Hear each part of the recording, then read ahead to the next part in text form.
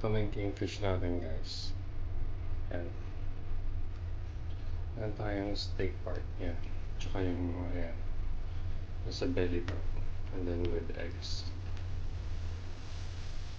So this will be our vegetable for our kingfish. So we have yan, kalabasa, pumpkin, zucchini, or courgette. I have your frozen spinach. You can use fresh na mga greens. Fresh spinach, malunggay, or any because I'm here in the Middle East, so I prefer this frozen one. And then onion, chili natin. Yung chili, you can slice it up if you want more spicy. But for me, I have kids here, so stay at least na lang siya sa food. Tapos kakainin ko na lang kung sa garlic na chili. So, for the condiments, I'm gonna use the spinach or normal vinegar if you have na fish sauce, patis, or coconut milk, or pag meron kang fresh butter. So, start na tayo. So, here's our veg already cooked. Yung pumpkin, courgette, crushed garlic, onion, frozen spinach. So, na tayo.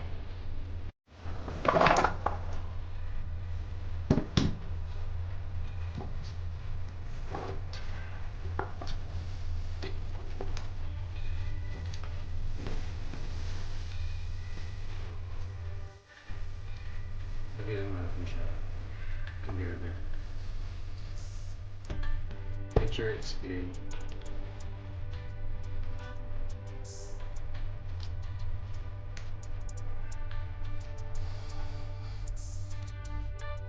Nalagay ko yung veg lower side para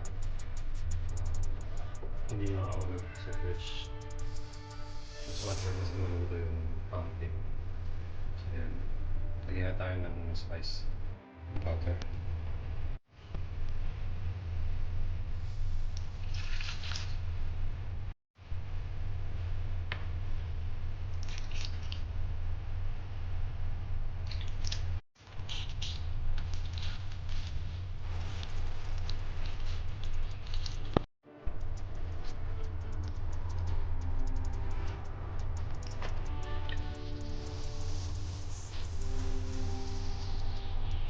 So lagyan ng shrimp for 1 piece.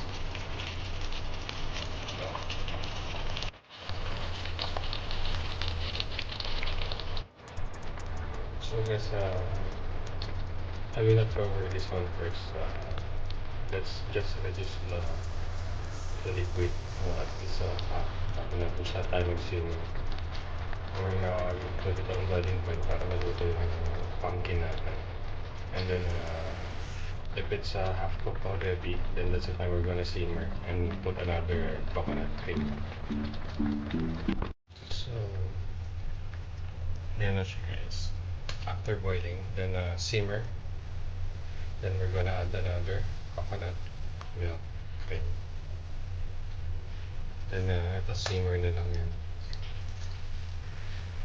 Because if you put it on high fire, magpa-aggravate yung coconut. So simmer, don't cover. Okay. So this is the second don't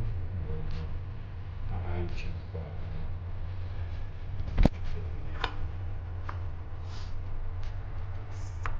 So simmer lang natin is 70 degrees Celsius to 80. Don't put it on boiling pumpkin water.